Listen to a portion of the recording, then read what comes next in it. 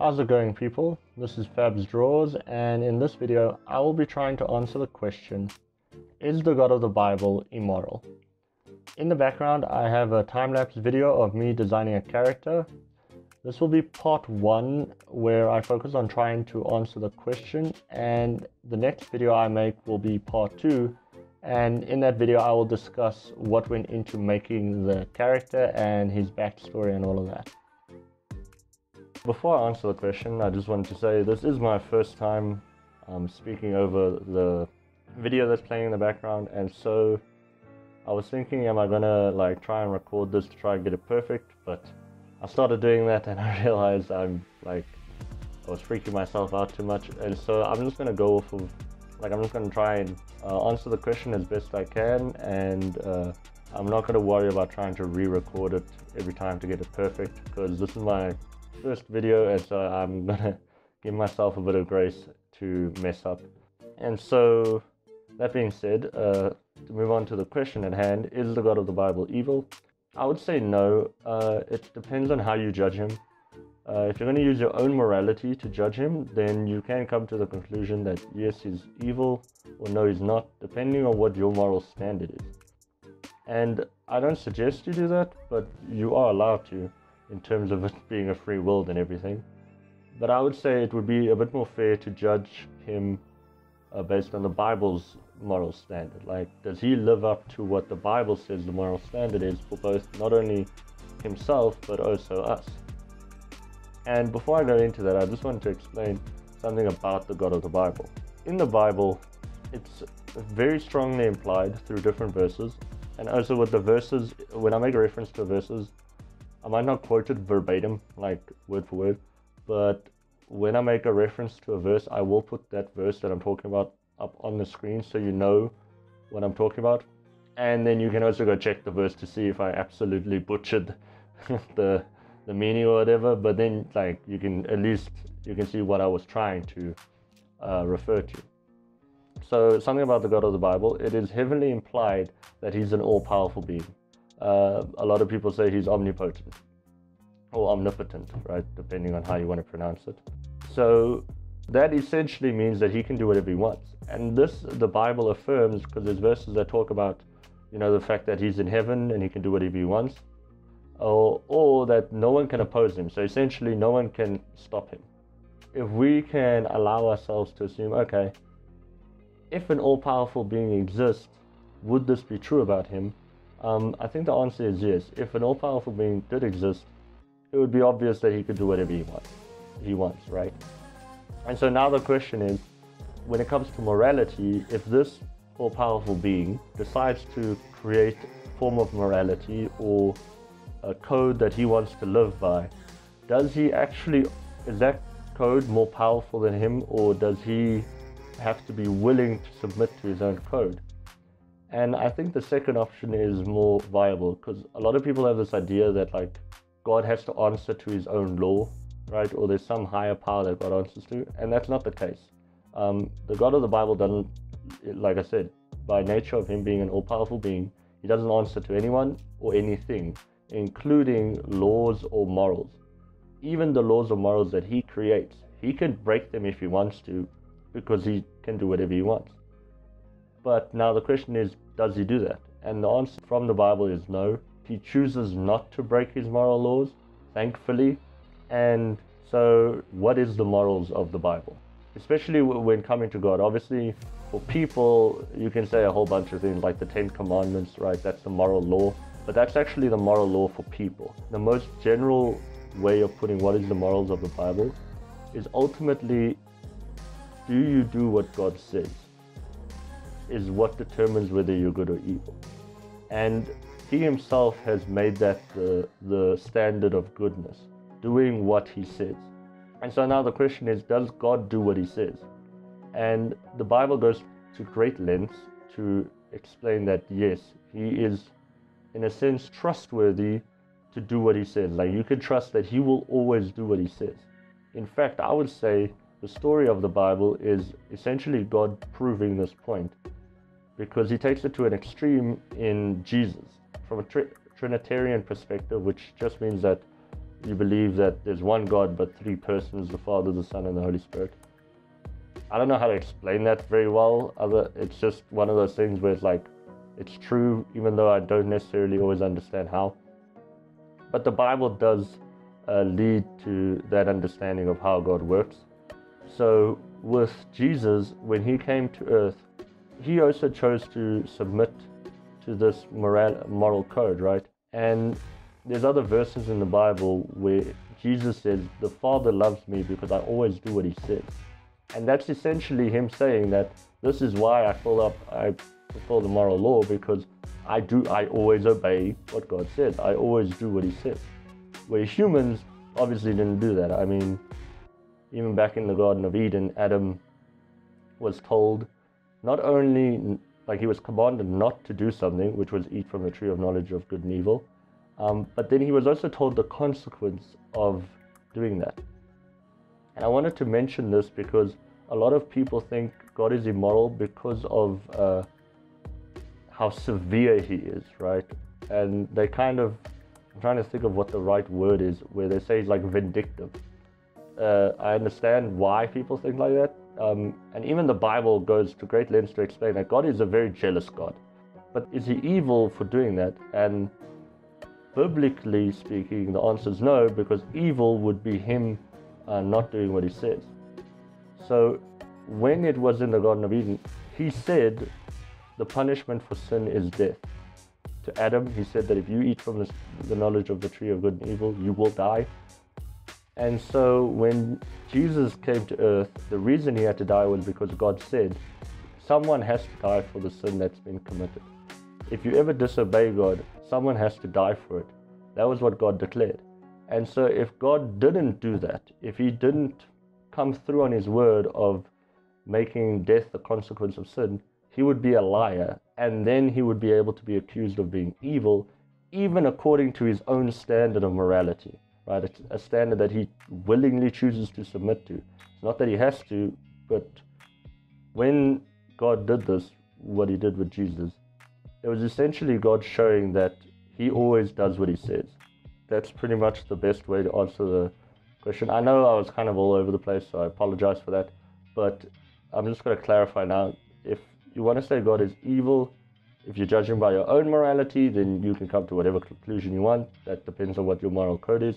But if you're going to go for the Bible standard of morality, the answer is no, because the standard is doing what God says, and God always does what he says. Therefore, when God says that he is good, and Jesus, obviously he's God, right? But even when he was on this earth, living out his days as a human, he lived the perfect life, right? He can say that because he also always did what God said. And humans can be considered evil because they don't do what God said.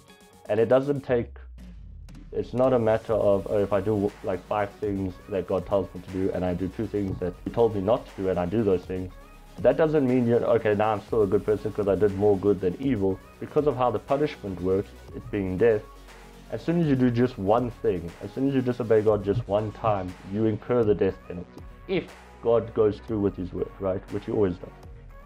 And so the story of the Bible with Jesus coming to earth, it includes a lot more than what I'm talking about, but with reference to this question, and with reference to whether God is trustworthy to do what he says, God goes to great lengths to prove that he will always do what he says, even if it means having to send his own son to die in order to pay for the consequence of sin, which he set at the beginning of time.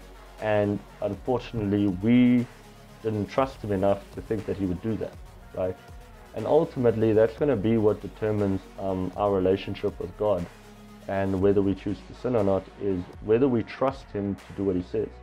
To go on to another point of, okay, well, could I trust God even if I think he's evil? I don't think if you do trust God, you'll think he's evil based off of the arguments I've given. But the question is, could you still trust God even if you did think he's evil? Or could you have the potential opportunity to begin trusting him even if you disagree with him? And I think a lot of Christians can agree, if they're willing to admit, that there's a lot of times where you disagree with God, right? And as a Christian, you always have to be willing to admit that you're wrong, right? And that case, but there's a lot of times where you really do feel like, hey, I don't think God is right in what he's doing here. And what pulls Christians through is the fact that we trust not necessarily in our own feelings, but we trust that God will always do what he says. And I'm going to give an example as to why we can do that even though we don't necessarily agree with him. And this is going to be a very, I would say, unique example. And so please have a bit of, just hear me out when I say this. I'm making this comparison specifically because I hear a lot of people who aren't Christian, and I can even say as a Christian, I've thought like this, where they tend to think like God is this evil person, abhorrent and all this stuff. And I'm just saying it this way to show that that's not an excuse to not trust that he will do what he says. Even if you do think he's evil, the question is, do you think he will do what he says? And those two things can be true at the same time. Not necessarily for the God of the Bible, right? But I do think humans can think something is evil and yet still trust it to do what it says. If someone comes up to you and they say, hey, I'm going to go kill that person over there. Obviously, I'm making an extreme example here, but it's to prove my point. And you don't believe him, right? And you're like, I don't think he's actually going to do that. And then he goes and kills that person. You automatically, by what he done, now you trust him more to do what he says.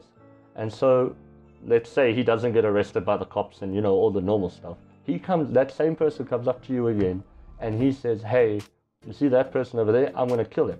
Do you trust him to do what he says? And a better question is, do you trust him more to do what he says based off of what happened before? And I would say most people would answer yes. You're going to assume that he's going to naturally be willing to do what he says if, no one stops him. And that's the same thing with the God of the Bible. That is what the Bible essentially refers to as faith. It's trusting that God will do what he says he's going to do. Now, I believe that through faith in God, you will start to develop a love for him and also a love for the truth, which is essentially the same thing. He says he is the truth.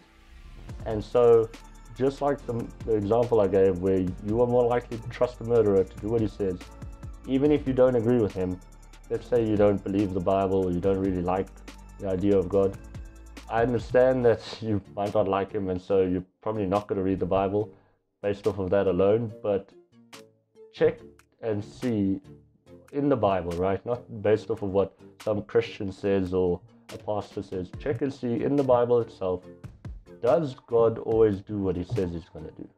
And can I at least trust that attribute of his? And if the answer is yes, the logical thing to do would, first of all, trust him in that, and second of all, try to, okay, this is going to be something else I want to talk about, which is the nature of belief. I heard an atheist say, which I actually agree with, and I think the Bible agrees with this as well. You can't just decide that you're going to believe something, right? I agree with this to a degree. I think the Bible confirms this in the sense that it says only God can change the heart of a man. So that means we can't change our own hearts and we can't change other people as well, which I think I wish a lot more people actually lived out. But going off of that, does that mean, okay, now, well, that means I'm just doomed? Well, no, because the Bible also pushes, we do have a personal responsibility to at least allow for the opportunity for our beliefs to be changed. And what I mean by this is there's a big difference between saying, I don't believe something, and saying, I refuse to believe something. It is true that you don't necessarily change your beliefs, but you can put yourself in positions where you give yourself the opportunity for your belief to change. And this is a part of being humble. A very humble person will be more willing to listen to someone even if they don't agree with them.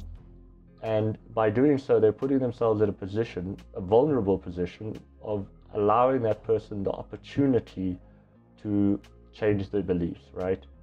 And allowing that person the opportunity to speak or say something that they might, that might convince them to change how they see things. And so that's the main difference between someone who's prideful and says, I refuse to believe this no matter what, versus someone who says, okay, I don't believe this, but I'm willing to put myself in positions, I'm willing to be humble and understand that I am flawed, right? This is a big part of being saved. You have to first admit that you are sinful, that you are flawed. Yeah, I think this works for anyone, even if you're not a Christian.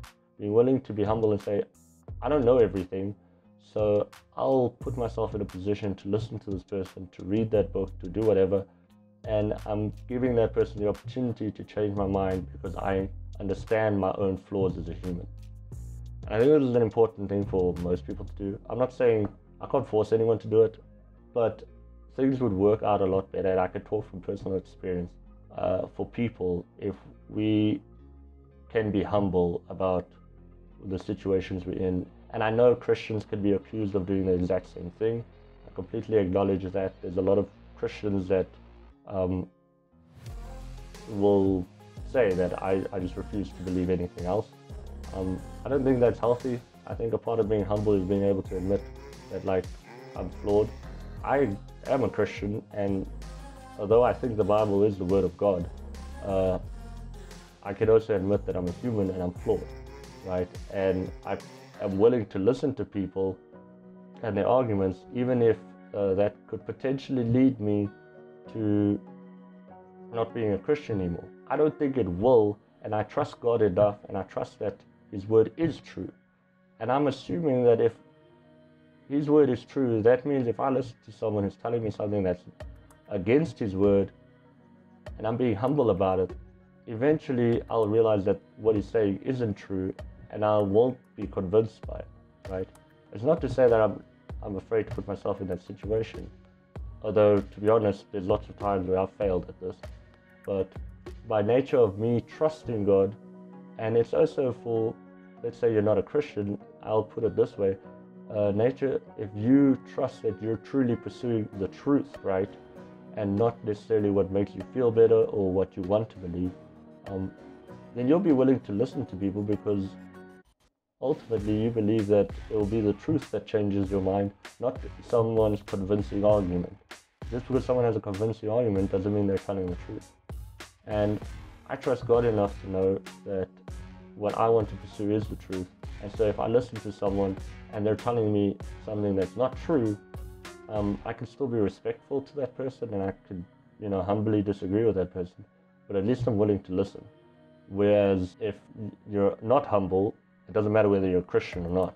If you're not humble, you'll never do that. You won't put yourself in those positions. You won't be willing to question anything. And I think that's been a bigger problem with Christians, as much as it's been for other people, but Christians specifically, it's been a problem because it's shown how hypocritical we can be, because the Bible talks about humility being, if not the best attribute for a human to have. And I say this, obviously love is the most important thing portrayed in the Bible, love and truth. Whereas humility is something that is pretty much, I would say, like the fertilizer for all those other stuff to grow, right? As soon as you're prideful or arrogant, you cut off your ability to love someone to the degree that you need to the degree that God does, or you cut it off in some certain way, where if you're perfectly humble, no one is, but if you are perfectly humble, you would be able to love people and you would be able to live according to the truth perfectly.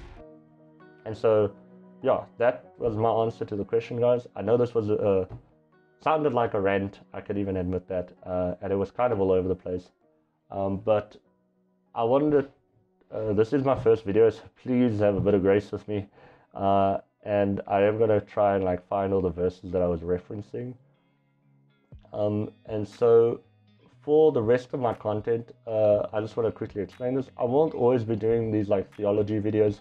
I'm not a theologian, I'm not a pastor or anything, right? But I did find this question interesting and I want to talk about it, and I want that to be what determines the rest of my YouTube channel. It's just me talking about stuff I find interesting. Mostly it'll be about art because I really enjoy art, and obviously the channel is mainly based about art. But for these videos where I do voiceovers and just talk, I want it to be that, I can cover any general topic, just about life in general, right? Anything that's coming up in whatever, right? I think you guys understand what I mean by that. And also for the future content, I might be bringing in video games.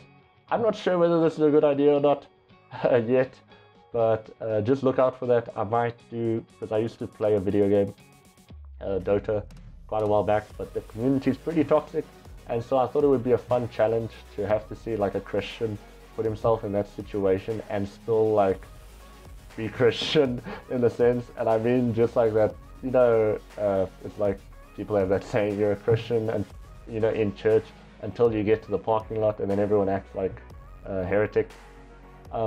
So I think it would be funny, right, or it would be good content to, you know, do that as like a joke and stuff. And also because I do enjoy the game itself, even though the community can unfortunately be quite toxic. But yeah, so look out for that in the future. I might start doing that as well. But for now, the content will be mainly art related. And in the next video, I will, in part 2, like I said, I will be talking about the character that's going on in the background now. And that will be, although it does relate, obviously, what inspires me for my characters and their stories, I wanted to have a Christian theme overall. But the process of creating a character, I think anyone can use that process to make their own characters based off of whatever inspires them. And so I'm going to go through that, explaining a bit of things of like how you come up with characters. I'm not a professional artist either, so please take everything I say with a grain of salt, but these are things that I have heard and learned from professional artists, and so essentially I'll be repeating a lot of what they say in my own words. But if you guys are looking forward to that, like I said before, like the video, share and subscribe, and I will see you guys in the next video.